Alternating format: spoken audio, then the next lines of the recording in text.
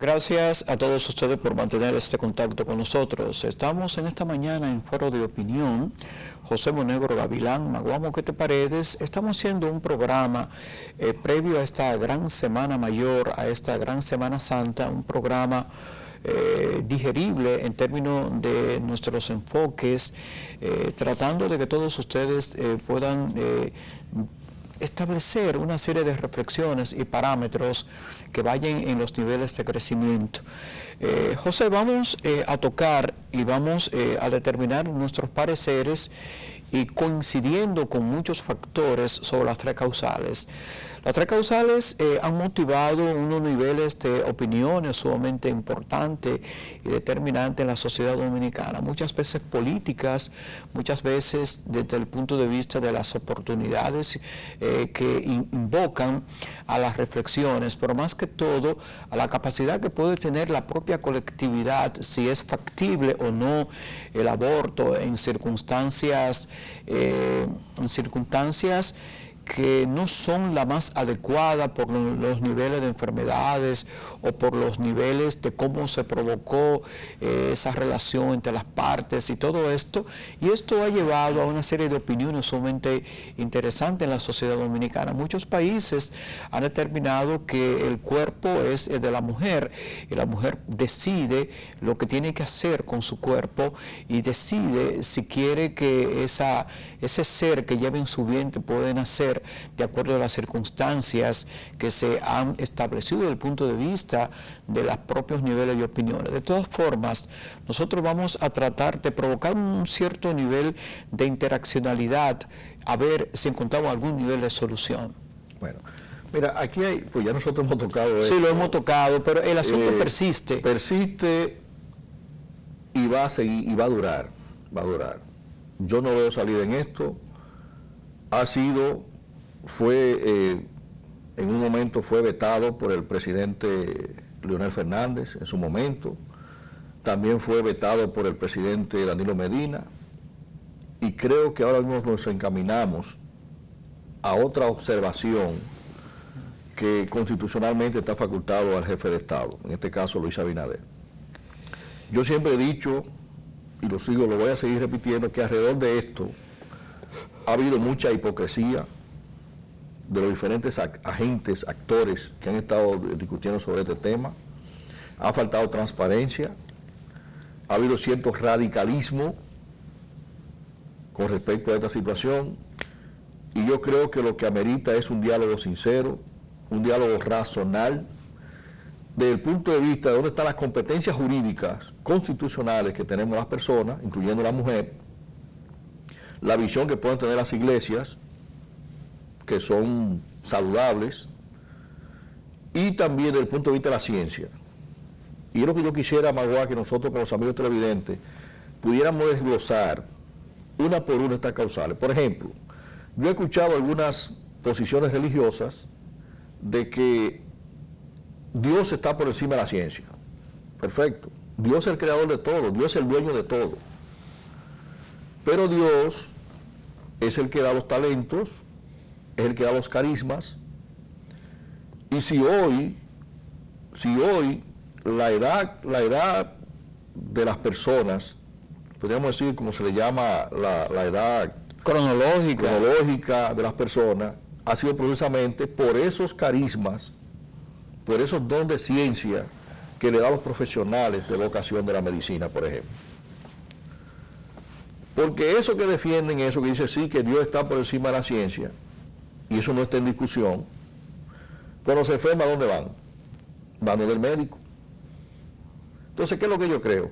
Si desde el punto de vista clínico, si desde el punto de vista del médico facultativo se determina que peligra la vida de la madre, que lo determina. No estoy diciendo que es un asunto impuesto, porque si es un asunto intencional, entonces ya no es un asunto de que peligra la vida de la madre, sino que se quiere abortar. Y en eso sería un crimen. Ahora, si clínicamente, estoy diciendo esto para que después no digan que Monegro está propiciando eso, si clínicamente se determina de que la vida de la madre está en peligro y no es posible salvar las dos vidas, entonces yo me quedo con la vida de la madre. Ningún padre, ningún esposo va a llevar a su esposa o a su hija a que espere hasta el último momento perder la vida cuando su vida está en peligro. Eso es lo primero. Entonces teníamos que ver qué importancia tiene la ciencia cuando se aplica con los regímenes, con el control, con los criterios técnicos, clínicos, para determinar cuándo peligra la vida de la madre en un embarazo. Lo otro es lo siguiente, el aspecto legal. Yo he visto que se ha referido al artículo 37 de la Constitución Dominicana. Si es verdad, desde la concepción hasta el final de la persona. Y eso es mundial, eso no es solamente un derecho constitucional, sino universal. El derecho a la vida es universal, es sagrado. Ahora bien, veo que se refiere al aspecto que nuestra Constitución no contempla la pena de muerte. Y yo te he dicho lo siguiente, en los países que hay pena de muerte, esa pena de muerte se le hace o se le incoa a un feto. Se supone que es una persona condenada. Entonces no sé si me están entendiendo. O sea, como que queremos ligar una cosa con la otra. En los estados de los Estados Unidos, que hay pena de muerte, se supone que esa pena de muerte es a una persona que ha sido procesada y ha sido condenada por un crimen que ha cometido. Y según la legislación de esos estados, va la pena de muerte. No estamos hablando, pues aquí se está confundiendo una cosa en ese artículo, ya no estamos hablando de feto, estamos hablando de una persona que ha sido procesada, y la Constitución se está refiriendo a eso. En nuestro país no existe la pena de muerte. Por lo tanto, no se le puede condenar a nadie a la pena de muerte. Lo otro, cuando es, para darte la palabra más guay, porque quiero tocar las tres causales, cuando es por violación, cuando es por un incesto. Y yo quiero preguntarle a los diferentes sectores que han estado defendiendo esto, ¿obligaría usted a una hija que tenga un embarazo producto de una violación, producto de un tío, producto de un hermano, producto de una violación del propio padre, que se han visto casos aquí? O de un desquiciado. O de un desquiciado, o que ha sido violado por 5 hombres y no se sabe cuál de los 5 fue. Usted va a llevar, usted padre de familia, sea religioso, ateo, fariseo o no sea de nadie, ¿usted estaría dispuesto a aceptar eso? Entonces yo creo que tenemos que tener cuidado, tenemos que tener criterio y seriedad cuando queremos elevar posiciones y entender que por encima de nuestras pasiones y nuestros intereses particulares del grupo que representamos está el interés colectivo, las buenas costumbres, los valores y sobre todo el buen desenvolvimiento en paz, en calma, en salud de una sociedad. Mira, el artículo 37 de nuestra Constitución, que es la Carta Sustantiva, nuestra Carta Magna, establece que la vida es inviolable desde la concepción hasta la muerte. Y faltó otra causal, que es cuando el feto tiene niveles de deformaciones, y eso puede implicar de que el tratamiento que se le dé en este nivel de concepción no logre los objetivos fundamentales en todo esto.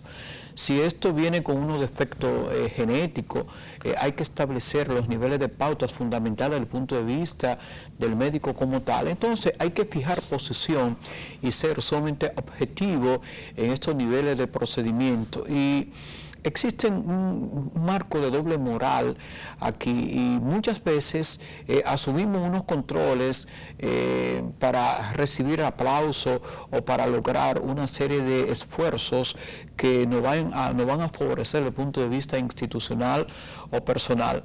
Yo creo de que la República Dominicana, y coincido con el señor presidente de la República, de que se haga un referéndum, de que se busque el sí o el no, que se busque el esfuerzo, se busque la colectividad en términos generales, a ver qué opina la gente, cuáles son los criterios más profusos y más logísticos que se puede tener ante este tipo de situación.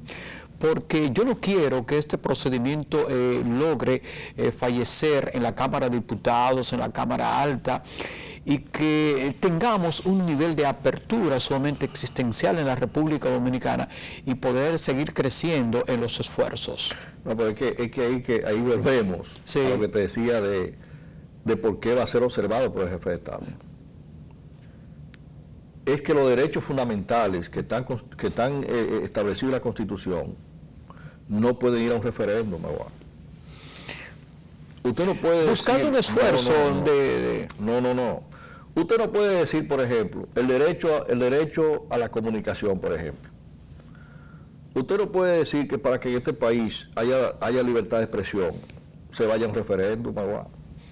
Yo estoy de acuerdo contigo en ese aspecto. Los derechos de la mujer, como los derechos del niño, es que son individuales. Entonces son derechos fundamentales de la Constitución y universales. Es que usted no puede decirme a mí que si peligra la vida de una mujer, eso tenga que ir a un referéndum a determinar si se puede o no.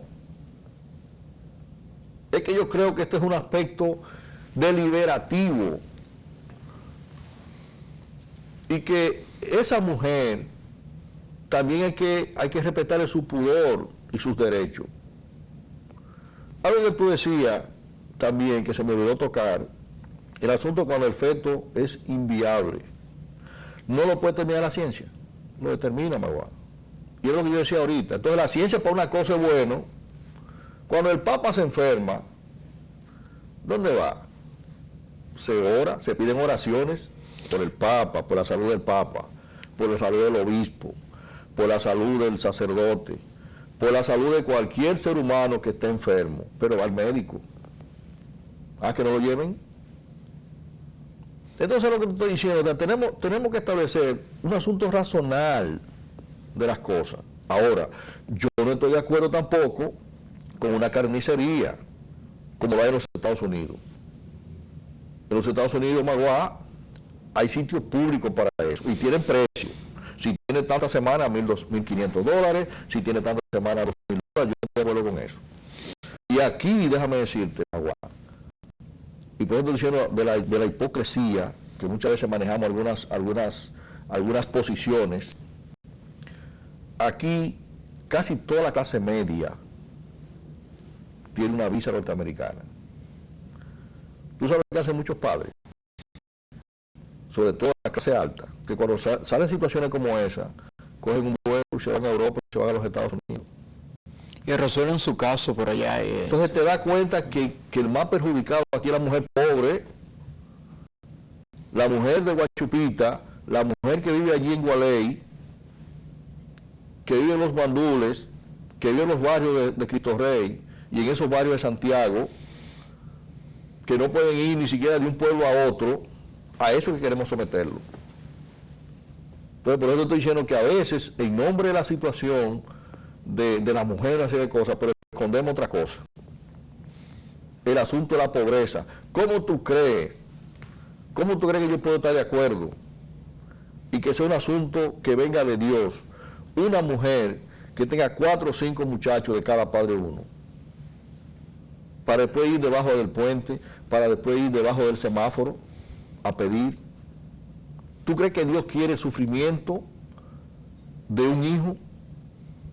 Entonces yo creo que ahí que tenemos que ver las cosas para que le presentemos a nuestros pueblos posiciones de convivencia, de dignidad, de prevención. Yo creo que aquí tanto las autoridades gubernamentales, como empezando por lo de salud, como las iglesias, las juntas de vecinos, los comités de padres y amigos de la escuela, todo como en sociedad, en su conjunto, debemos trabajar para que haya una prevención de orientación, de forma tal que cuando una niña, cuando una joven, ya con su edad de poder procrear, y un joven que debe haber lo que es la responsabilidad, la paternidad responsable, y por allá hay un proyecto de ley que sometió un amigo mío, también son cosas que deben ponerse aquí, de que si usted tiene un hijo, usted debe responder por ese hijo. Eso le llama paternidad responsable.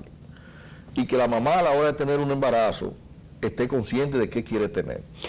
Esa es la gran determinación que se debe tomar en cada una de estas circunstancias.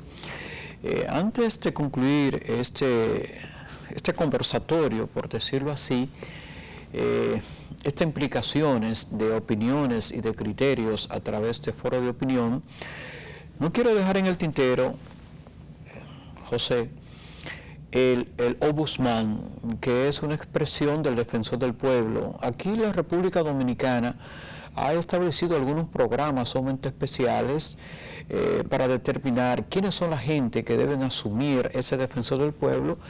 Esto es una práctica sumamente importante de Suecia, Suiza. Yo recuerdo con mis estudios en Colombia, donde pude conversar con ese defensor del pueblo. Aquí en la República Dominicana se muestra este gran esfuerzo de la colectividad y de defensa hacia los niveles de comportamiento de la gente. El defensor del pueblo tiene que ser una persona químicamente apolítica, partidista en términos generales, una persona que sea neutral, una persona que sirva de arbitraje hacia niveles circunstanciales que se establecen en nuestras sociedades, que vaya en defensa de los indefensos en República Dominicana. Que no logre situarse dentro de un partido político, conoce al vocero, conoce a su representante de manera directa. Ojalá que el defensor del pueblo, el ombudsman, no caiga dentro de lo que es una politiquería barata o de baratija en el país, que la persona que pueda lograr este nivel importante pueda asumir una serie de controles sumamente efectivos. Una persona que yo pensaba que podía ser, lo iban a calificar como defensor del pueblo, es al doctor Ramón Martínez Portorreal, un excelente jurisconsulto dominicano, que definitivamente lo sacaron de la terna. Ahí tenemos a Merán, tenemos a Fidel Santana, nuestro amigo, y una serie de personas que realmente, aunque son políticos, pueden asumir una serie de esfuerzos en beneficio de la colectividad dominicana. Esto es un parámetro muy importante. Yo pienso que la Cámara de Diputados debe asumir una serie de responsabilidades muy especiales en cada uno de estos espacios para lograr un auténtico defensor del pueblo, una persona que no responda químicamente hacia un partido político, que esté neutral, que pueda servir a la República Dominicana con toda la diafanidad necesaria y que esto vaya en beneficio de los que tienen menos. Mira, la figura del defensor del pueblo no depende de lo honorable o la capacidad que pueda tener. Para mí, eso no son más que uno de estos inventos que sectores siempre viven trayendo enlatados de otros países para traerlos aquí a la República Dominicana. Antes de esa figura del defensor del pueblo, aquí lo primero que tenemos que mirar es si tenemos un Ministerio Público independiente, realmente capacitado, sí remuneradamente y formado, para que pueda cumplir su rol de investigar, de dirigir la investigación, y con la capacidad de dirigir a los entes investigativos del país que tienen que estar por debajo del Ministerio Público. Por ejemplo, la policía es auxiliar del Ministerio Público, igual que la DNCD y los organismos de investigación del Estado. Están sometidos a la directriz del Ministerio Público, Magua y amigos televidentes. No es verdad. No es verdad. Entonces, por ahí comienza una debilidad de la investigación. Funciona como una agencia profesional, la DNCD, con muchísimas debilidades. En estos días vi que cogieron, ¿cuál fue el DICRIN? ¿Cómo era? El DICAN. El DICAN. Que era un organismo de la Policía Nacional. Un organismo con las mismas funciones, o llevar funciones paralelas con la DNCD. Aquí se requiere una verdadera agencia profesional desde el punto de vista de la persecución del crimen, de las drogas y de otras sustancias prohibidas. Como requiere una política, una policía con ciertos niveles profesionales desde el punto de vista de investigación. Entonces, El que pongan allí a Fidel, que pongan allí el mejor hombre, el más honorable de la República Dominicana, sus funciones van a estar limitadas, Magua. Si muchas veces hasta el Ministerio Público, que es un cuerpo nacional, y hay buenos investigadores dentro del Ministerio Público, como hay buenos investigadores en la policía, se ve limitado en su accionar, un hombre va a resolver el problema. Entonces, para mí, el defensor del pueblo no es más que parte de la burocracia, con un presupuesto, buenos sueldos, y desde el punto de vista de resultado al servicio de la sociedad, es muy poco lo que tú puedes decir ahora mismo que aporta el defensor del pueblo. Para mí el defensor del pueblo no es más que burocracia, buenos sueldos, viajes al exterior, sin ningún resultado positivo al servicio de la sociedad. Mira, aquí hay organizaciones que están sumamente importantizadas en el interés nacional. Yo puedo establecer lo siguiente, por ejemplo, la Federación Dominicana de Lucha contra las Drogas, que dirige, bueno, precisamente hace unos minutos estaba conversando con el doctor Francisco Núñez Cáceres, que tiene 39 años involucrado con esta institución y está en contacto con nosotros en este momento. Él nos ha motivado de manera muy amplia de que organismos como ese, como la Federación y otros más, han hecho mejores trabajos que el Defensor del Pueblo, que el Ombudsman, o el Ombudsperson, como también le dicen los norteamericanos. De todas maneras, yo creo de que eso apertura en la justa dimensión una sociedad un tanto democrática, pero no hacen un nivel de fortalecimiento hacia lo que debe ser la sociedad en términos generales.